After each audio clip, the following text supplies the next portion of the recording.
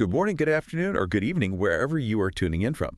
Hello, everyone. It is Sunday, February 15th, 2026, and I really, really hope you have a massive, fresh cup of coffee in hand. Oh, I need it. Frankly, I think we both need it. I am still recovering from what I can only describe as a Valentine's weekend sugar coma.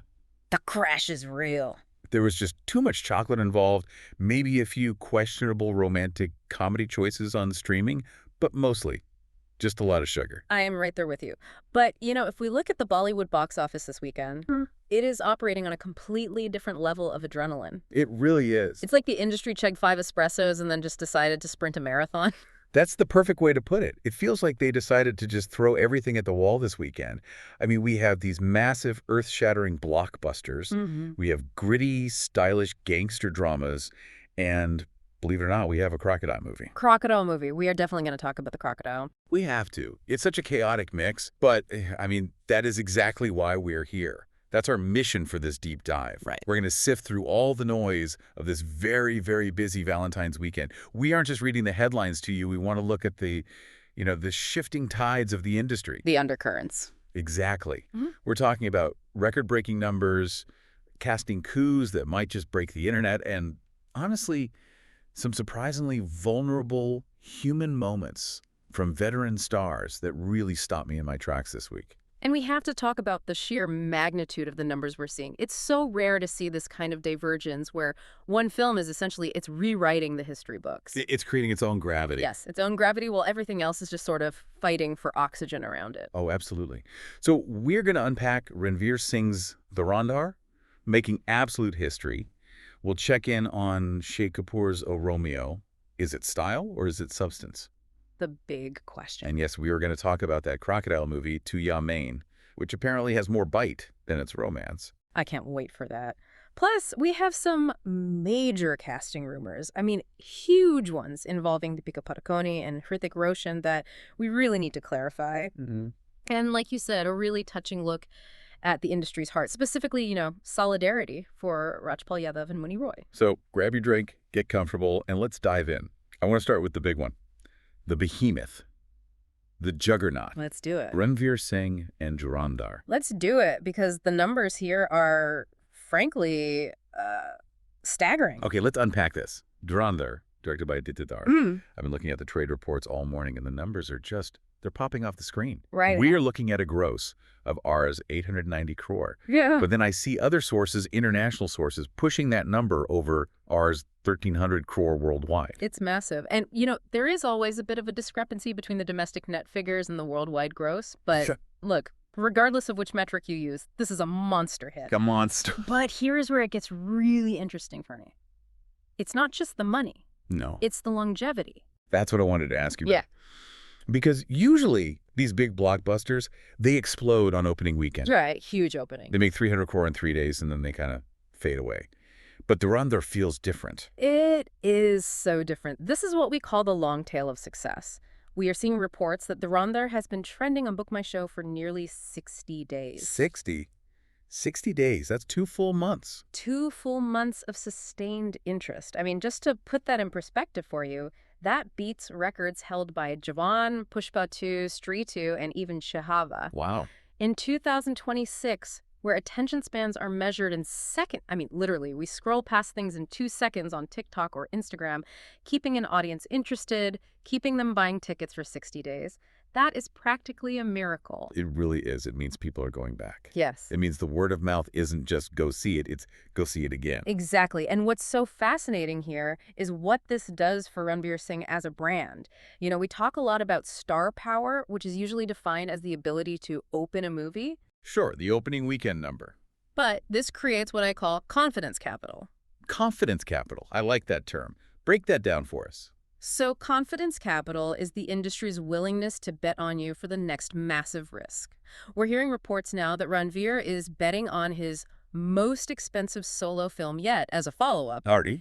He's cashing in that ship immediately. He's not resting on his laurels. He's doubling down. Precisely. When you deliver a Rs 1,300 crore worldwide hit, the studios, they open the checkbook. They don't just say, good job. They say, what do you want to do next? Here is a blank check. He's earned the right to take a massive swing. A massive swing. But if we connect this to the bigger picture, just look at the ripple effect it's having on his contemporaries. Oh, you're talking about the news regarding Ranbir Kapoor. I am. This is the part that really tells you how much the landscape has shifted. We got confirmation that Ranbir's film Love and War, which is a Sanjay Leela Bhansali film, by the way. No, small film. Not a small project, not some niche indie film, is being delayed. And the reason being cited. To avoid Dhurandhar 2. To specifically avoid clashing with Dhurandhar 2 and the film Toxic. So what does this all mean? It means Dhurandhar isn't just a hit movie anymore. No. It's a franchise fear factor. It is. It's reached that level where even other A-listers, other superstars who usually command their own release dates, they're checking the calendar and saying, you know what? I'll wait. Wow. I don't want to stand in front of that train. It's strategic, though. It's not weakness per se, but it is an admission of the power dynamic shifting. Precisely. A few years ago, everyone moved for Shah Rukh or Salman. That was the unwritten rule. Of course. Now, the industry is realigning around Aditya Dar's universe with Ranveer. That is a massive strategic shift in the hierarchy of Bollywood. It's the universe model winning out. Ranveer plus Aditya Dar plus the franchise IP equals an unstoppable force. Pretty much. But while Ranveer is conquering the world, we have a challenger who dropped this Valentine's weekend. A very different beast. Shahid Kapoor in a Romeo. Very different. So this is directed by Vishal Bhardwaj.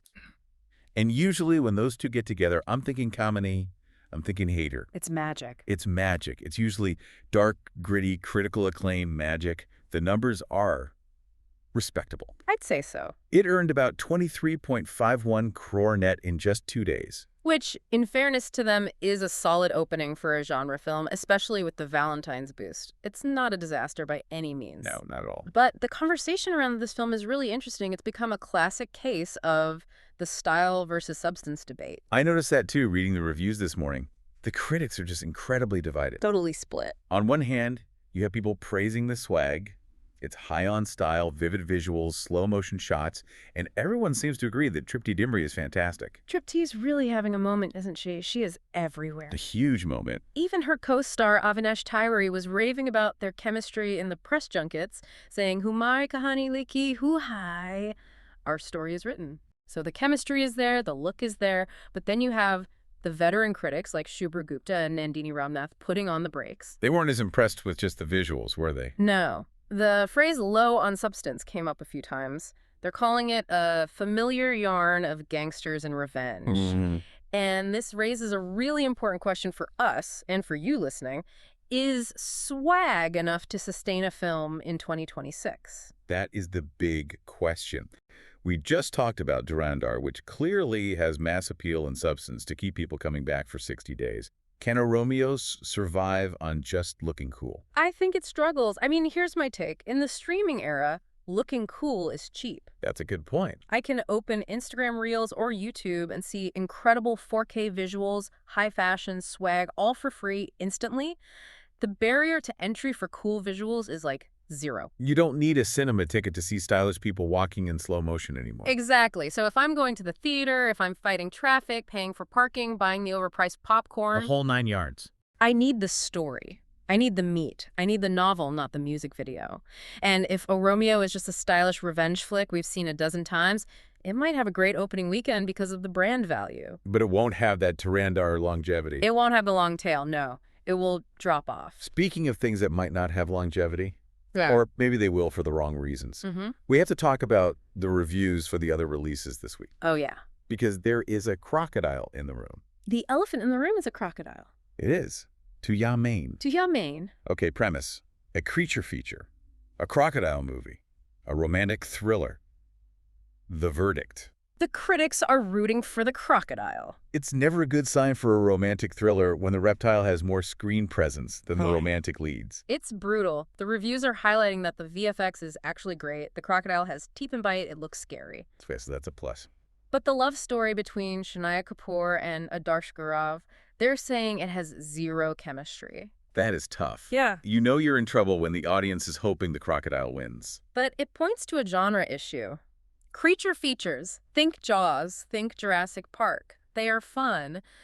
But they only work if you care about the humans being eaten. Right. If you don't care about the humans, it's just a nature documentary with better CGI. It's just planet Earth with a dramatic soundtrack. Exactly. And it sounds like Tu Main forgot to make us care about the people. True. Now, shifting gears completely to something much more serious, we had a C release as well. Yes, and this seems to be the critical darling of the week. It's a hard-hitting courtroom drama about women's safety. The reviews are glowing. Yeah. I saw 4 out of 5 stars in many places. Words like horrifying and heartfelt are being used. And this is important. I mean, we spend so much time talking about the R's 1,000 Crore Club, the blockbusters, the crocodiles. Right. But films like Aussie are the conscience of the industry. The fact that it's getting such a strong reception shows there is still a hunger for cinema that demands your attention, that makes you uncomfortable in a necessary way. It's the counter-programming to the blockbusters. You go to Dhurandhar to escape, you go to a C to engage. Well put. You need both for a healthy ecosystem. And then we have Pookie. Oh, boy. Pookie.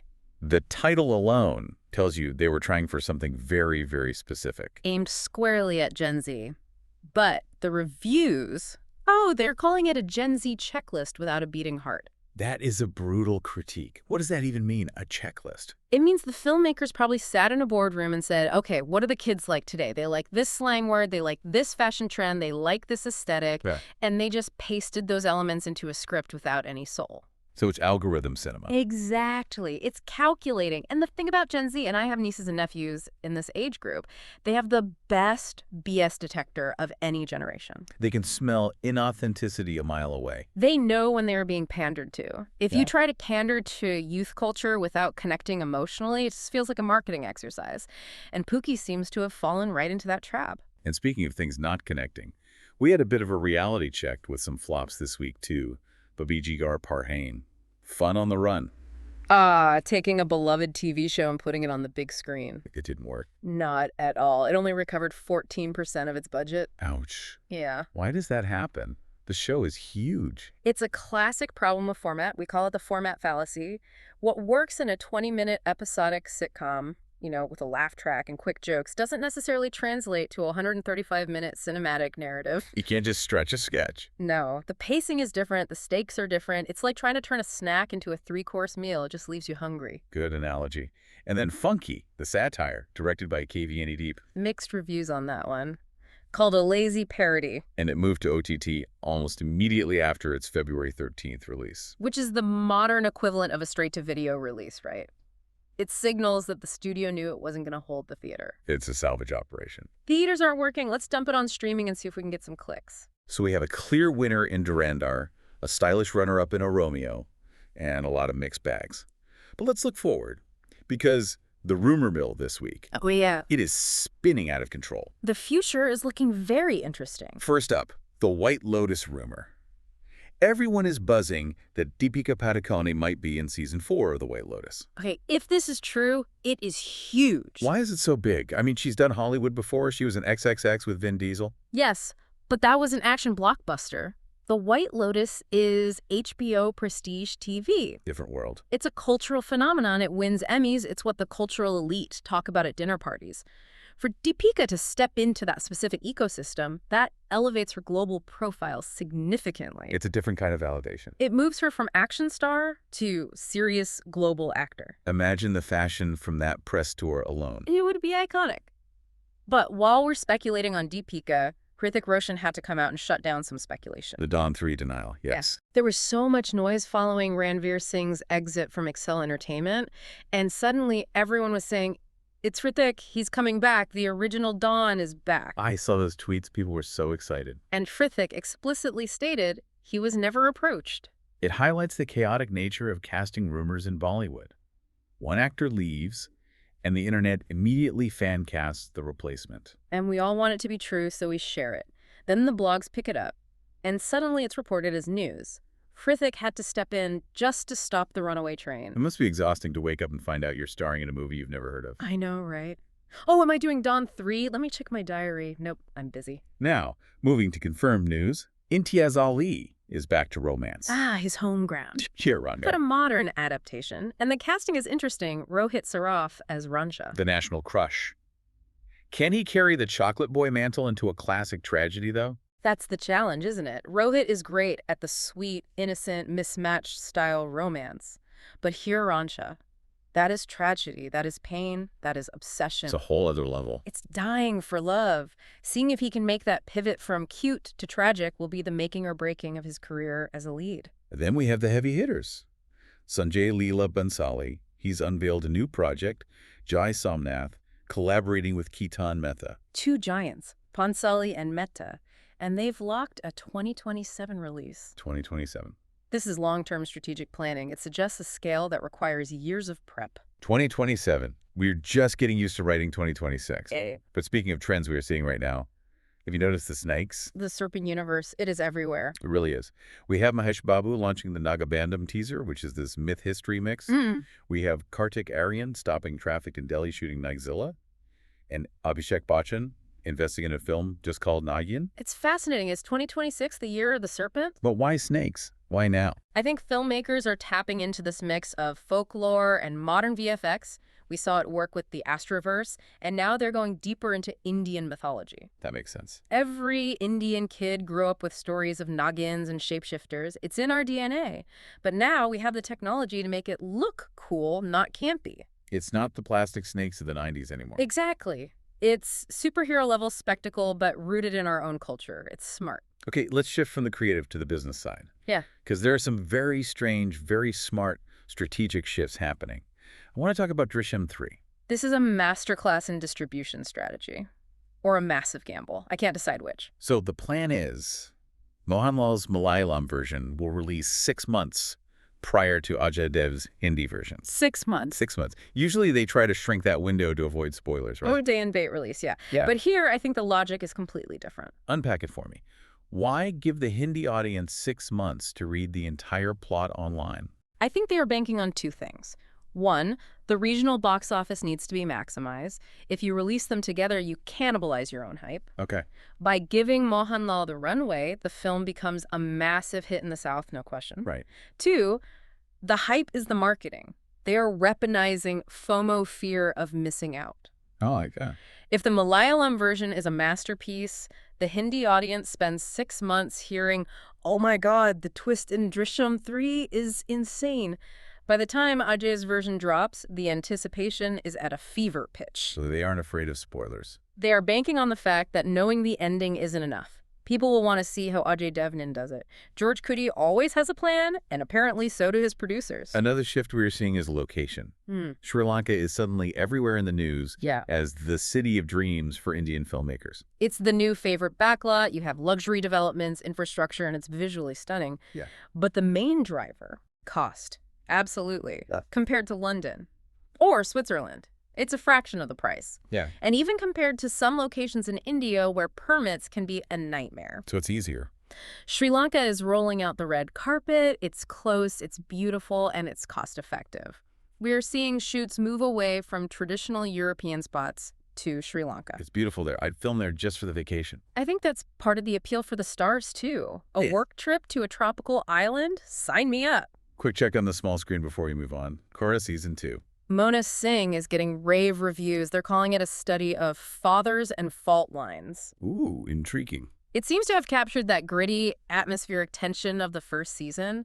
It's proof that high-quality prestige TV is alive and well in India. And on the flip side of that, Shark Tank India 5. Ouch. TRP slipping to 0.2. That is a significant drop. Is the shark losing its teeth? That's what I was going to ask. I think it's reality fatigue. It feels like the reality TV boom might be fading, or at least that specific format is hitting a wall.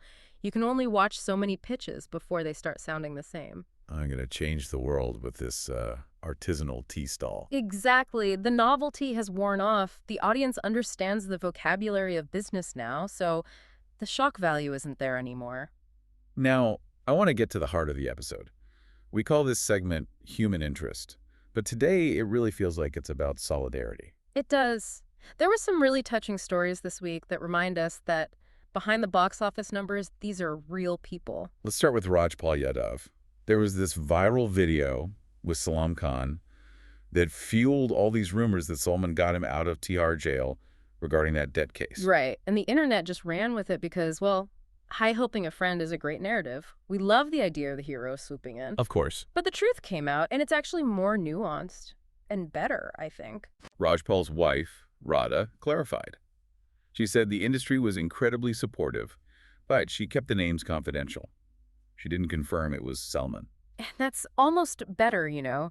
It highlights the family aspect of Bollywood. When one of their own is down, and Rajpal has been a part of our lives, making us laugh for decades, the community rallies. It's not just one hero. It's not just one hero, it's a collective support system. And we saw that same support system with Mooney Roy and Sunny Leone. This was powerful.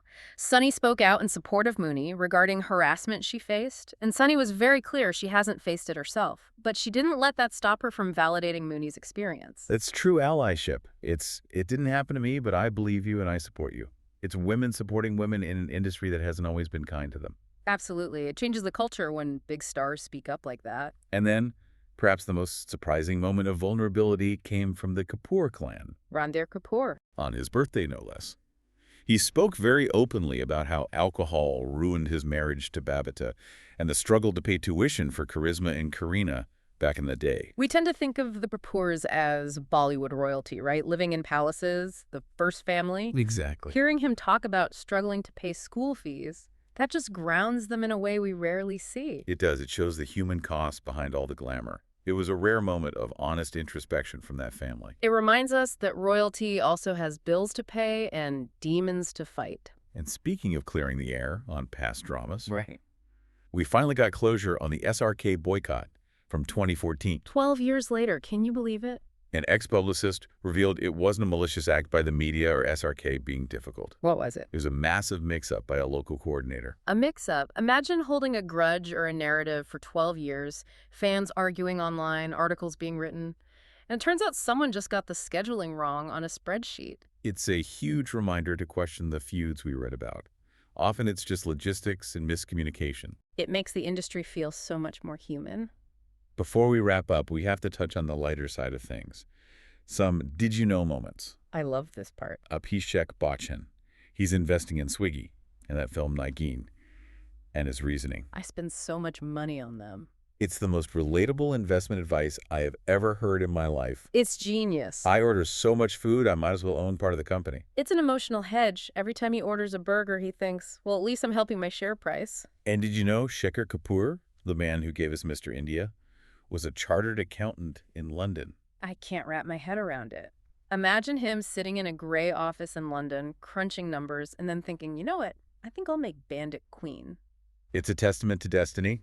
You talked about karma versus planning. Yeah. Sometimes you just have to leave the spreadsheet and grab the camera. Thank God he did. And finally, a quick fashion check, because we are superficial like that sometimes. We have to be. Sunny Leone in that brown gown. Bold. Elegant. Stunning. And Vani Panachali and Shania Kapoor getting date night ready. The fashion game is strong. Even in the Crocodile movie wasn't. The fashion survived the crocodile. So bringing it all together, what a week. It really was. We have the duality of the industry right in front of us.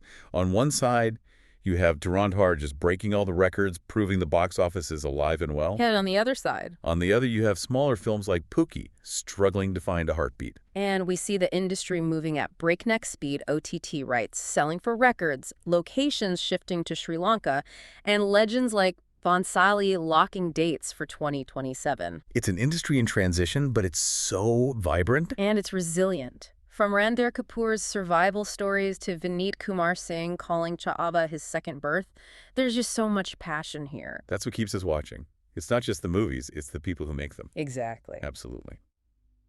Well, that is it for this week's Deep Dive. I hope you feel a little more in the loop, a little more insider, and ready to tackle your week. Thanks for tuning in. From headlines to heartbeats, you've been listening to Bollywood Deep Dive by IndiaRevue.com. Catch you where the stories are.